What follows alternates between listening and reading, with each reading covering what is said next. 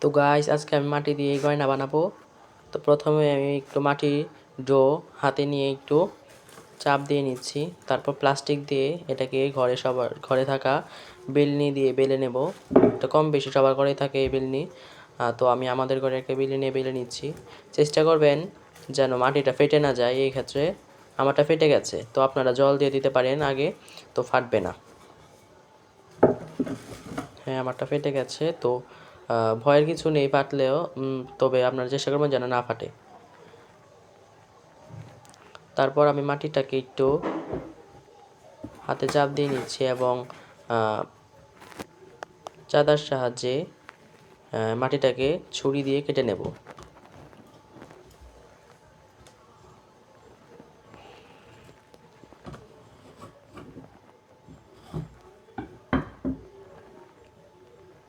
এভাবে কেটে হাতে একটু মসৃণ করে নেবেন। তারপর ফাটা জায়গায় একটু হাতে আবার মসৃণ করে নেবেন। তারপর চাঁদা দিয়ে পূর্বের ন্যায় উপর দিয়ে একটু বড় করে দেবেন, গয়নার শেপ করে দেবেন। তারপর আবার ছুরির সাহায্যে কেটে নেবেন। আপনারা চাইবেন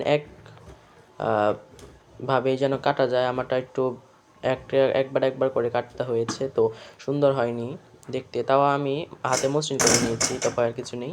আপনারা চেষ্টা করবেন যেন এক ছুরির সাহায্যে কাটা যায় একবারে।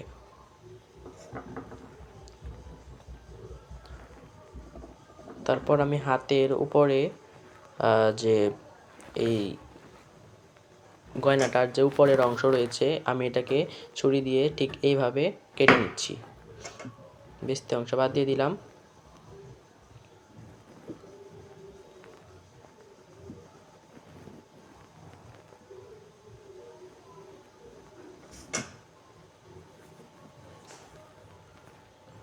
এই ক্ষেত্রে আমি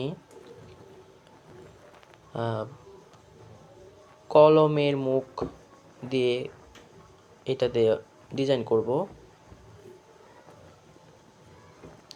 তো প্রথমে আমি কলমের মুখ দিয়ে ডিজাইন করার জন্য এটার সাইজ বা মাপটা নিয়ে নিচ্ছি।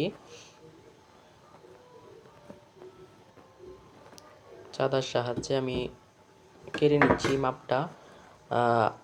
আপনারা চাইলে অন্য কিছু দ্বারা করতে পারেন। আমার কাছে চাঁদা ছিল, আমি চাঁদা দিয়ে করেছি। এবং আমি আবারও ছুরি দ্বারা এটাকে একটু ফুটিয়ে তোলার জন্য আবার ছুরিটার উপর আবার করব।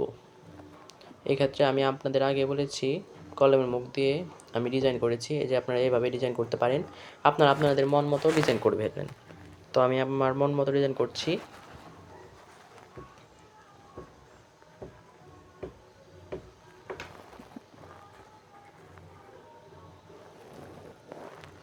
তো আমি আবার ওষুধের রাখার যে পাত্রটা, সেই পাত্রটা আমি দিয়ে এখানে চাপ দিয়ে নিচ্ছি এবং তার মাঝে আবারও কলমের মুখ দ্বারা চাপ দিয়ে নিচ্ছি।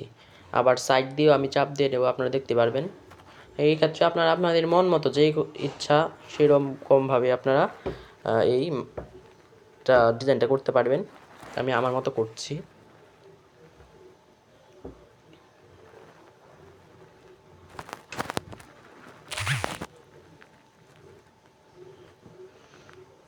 এরপর আমি মাটি হাতে আঙুল দ্বারা গোল করে এই অলঙ্কারের নিচে লাগিয়ে দেব, যেন মানে সবটাই ভরাট করে দেবো যেন দেখতে সুন্দর লাগে। আমি অন্য একটা শর্ট ভিডিওতে এটাকে পুড়িয়ে দেখাবো। আপনারা এই ভিডিওটাতে লাইক করেন না কেন? আপনারা দয়া করে এটাকে লাইক করে ফেলুন। দয়া করে এই চ্যানেলটাকে সাবস্ক্রাইব করুন এবং লাইক করুন। আপনারা তো অনেক ভিডিওতে লাইক সাবস্ক্রাইব করেন, এটাতে একটু করুন প্লিজ। আমার পাশে থাকুন, লাইক করুন, সাবস্ক্রাইব করুন, কমেন্ট করুন।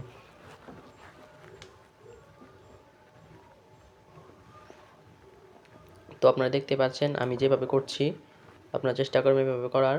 আমি সবটাকেই মাটির সাহায্যে করে নেব, গোল করে।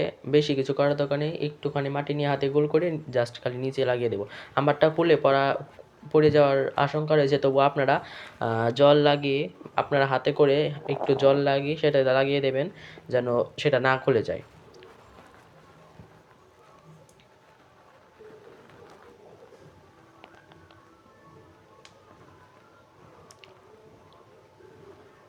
তো আমি সবটাকেই এভাবে জল দিয়ে করছি না, কিছু কিছু যেগুলো পড়ে যাবে সেগুলোকে জল দ্বারা করছি, আর বাকিগুলোকে আমি এভাবে লাগিয়ে দিচ্ছি। আমি সবটাকে ভরাট করে দেবো এভাবে।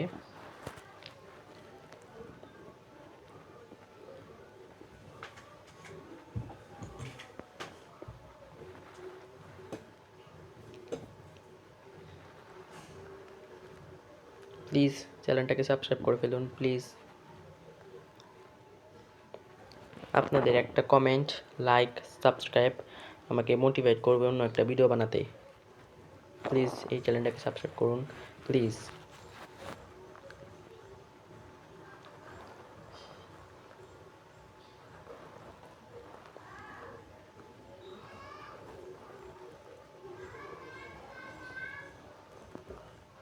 তো আমি হাতে আবার দিয়ে দিচ্ছি যেন এটা লেগে যায় আর খসে না পড়ে।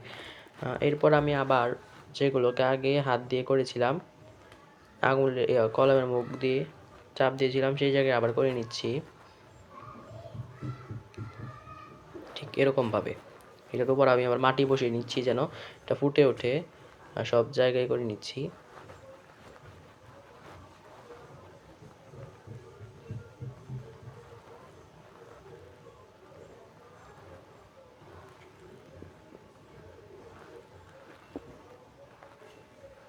তো আপনারা দেখতে পাচ্ছেন আমি কিভাবে করছি।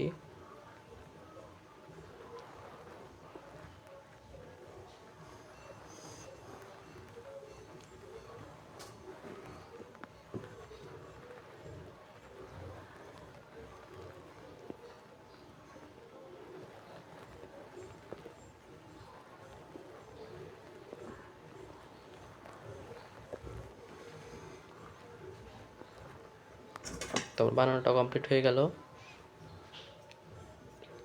প্লিজ এই চ্যানেলটাকে সাবস্ক্রাইব করে ফেলুন প্লিজ। আমি আবার স্কেল দিয়ে এটাকে আবার চাপ দিয়ে নিচ্ছি যেন খোলে না পড়ে। আমার হাতেও চাপ দিয়েছি। এখন আমি এটাকে তুলবো, আপনারা চেষ্টা করবেন ধীরে ধীরে তোলার যেন না ভেঙে যায়।